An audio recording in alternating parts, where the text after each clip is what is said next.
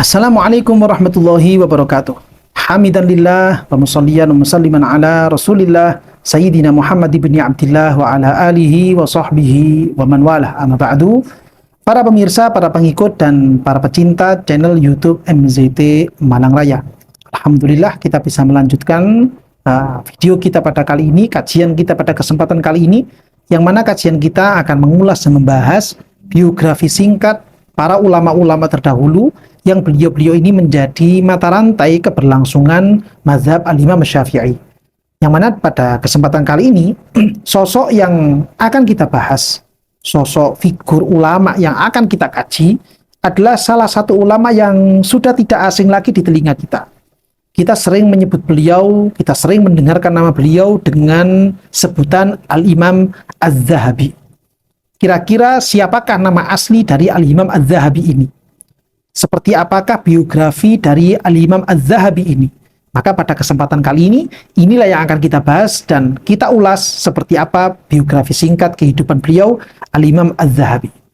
Al-Imam Az-Zahabi merupakan sosok ulama ahlul hadis dan beliau juga merupakan sosok ulama yang ahli di dalam ilmu fikih.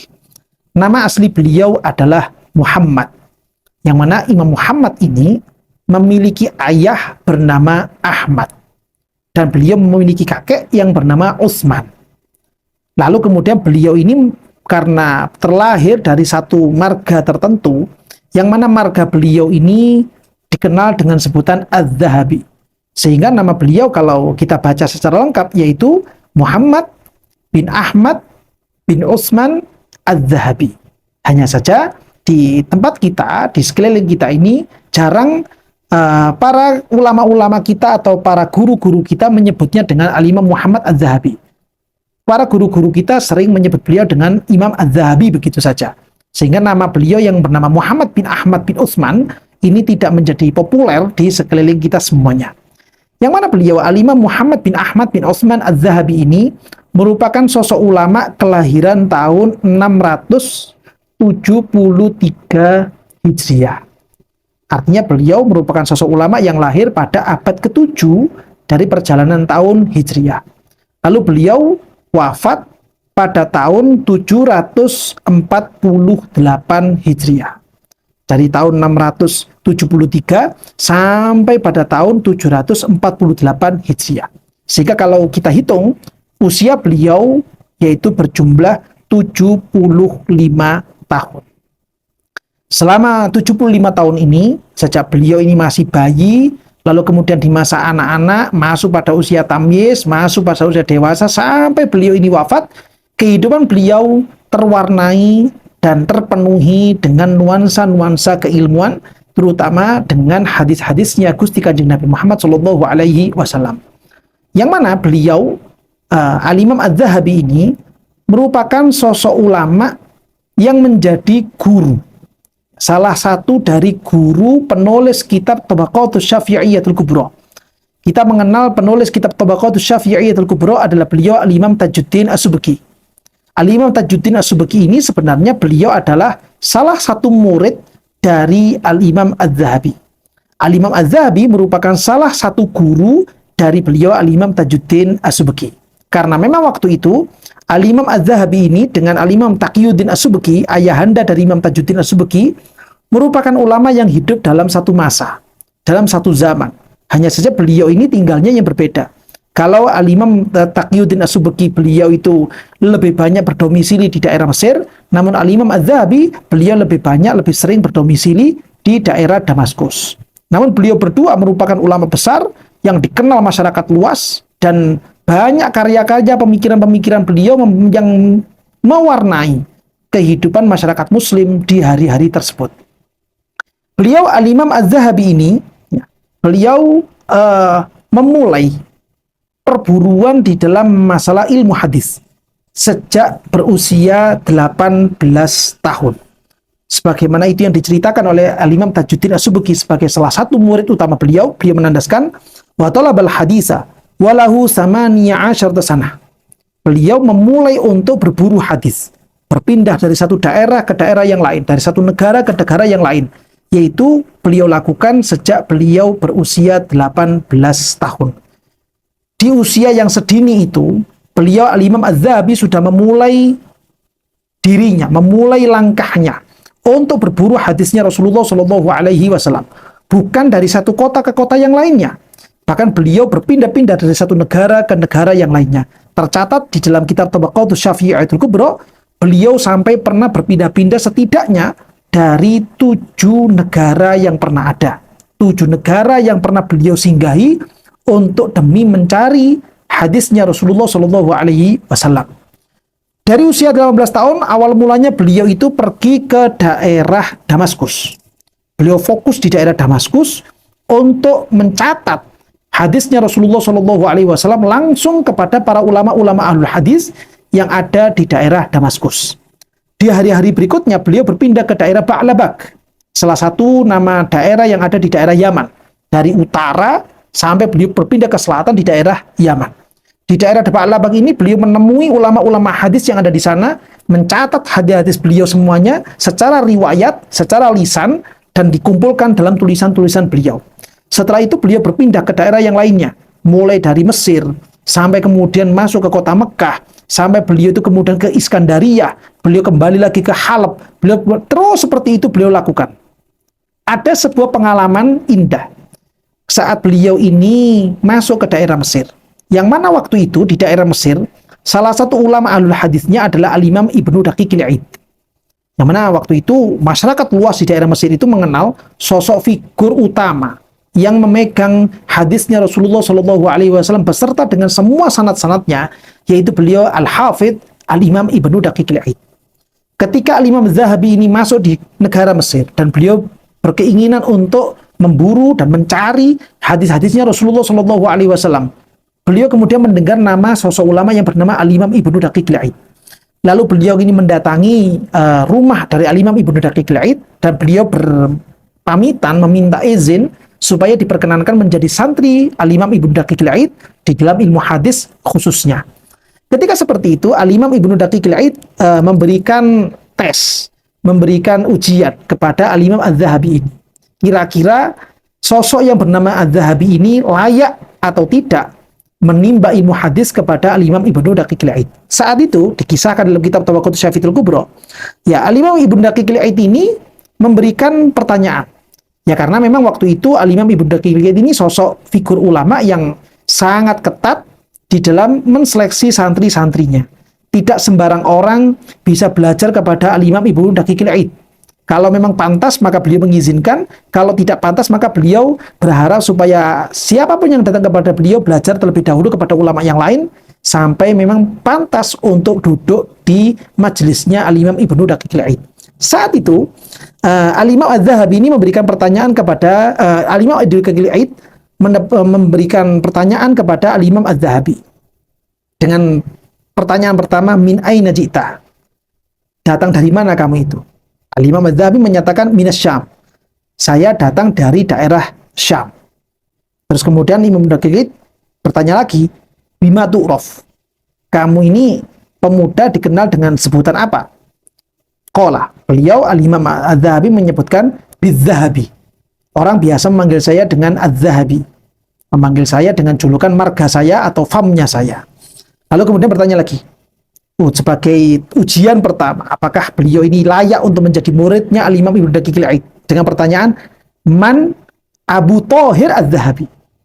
Coba sekarang saya tanya, apakah kamu tahu dengan nama Abu Thahir Az-Zahabi? Ya, jadi namanya itu ketika beliau menyebutkan dirinya dikenal dengan Az-Zahabi, Al-Imam Ibnu Daqiqil Aid menyebutkan sosok yang julukannya sama, yaitu Az-Zahabi juga, namun nama kunyahnya, nama depannya adalah Abu Thahir.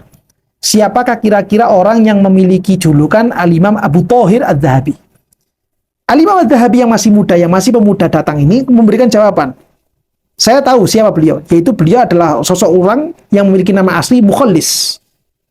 Nama beliau adalah Mukhallis.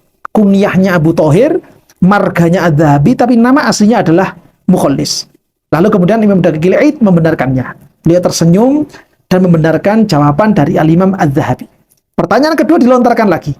Kalau begitu, man Abu Muhammad Al-Hilali?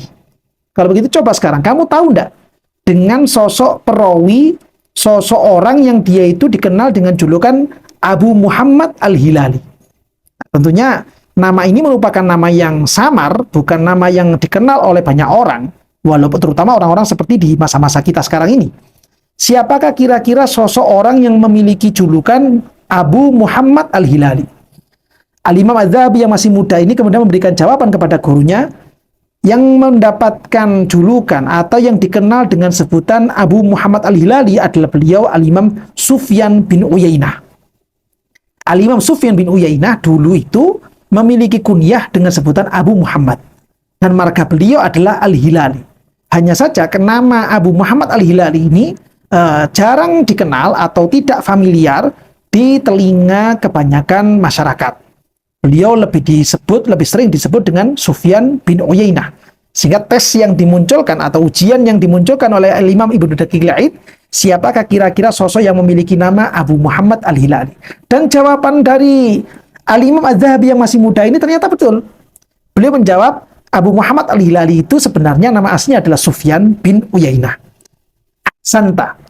Al-Imam Ibnu Daqiqil Aid memberikan jawaban, bagus. Kamu tahu berarti sosok figur-figur yang menjadi sanad rantai hadisnya Rasulullah Shallallahu Alaihi Wasallam. Lalu kemudian Al-Imam Daqiqil Aid setelah memberikan jawaban kamu benar seperti itu, haya ikra. Kalau gitu sekarang mulai baca kitab, baca hadis-hadisnya Rasulullah yang kamu punya. Kamu sudah saya akui sebagai seorang santri. Wa makanahu minal qiraati alaihi hina idzin idra'ahu 'arifan bil asma'i. Sejak saat itulah kemudian Al-Imam Az-Zahabi yang masih muda ini diakui sebagai santrinya Al-Imam Ibnu Daqiqil Aid karena memiliki pengetahuan tentang asma'ur rijal, tentang nama-nama perawi hadis yang itu jarang diketahui atau tidak familiar di telinga kebanyakan masyarakat muslim ataupun para santri di waktu-waktu tersebut.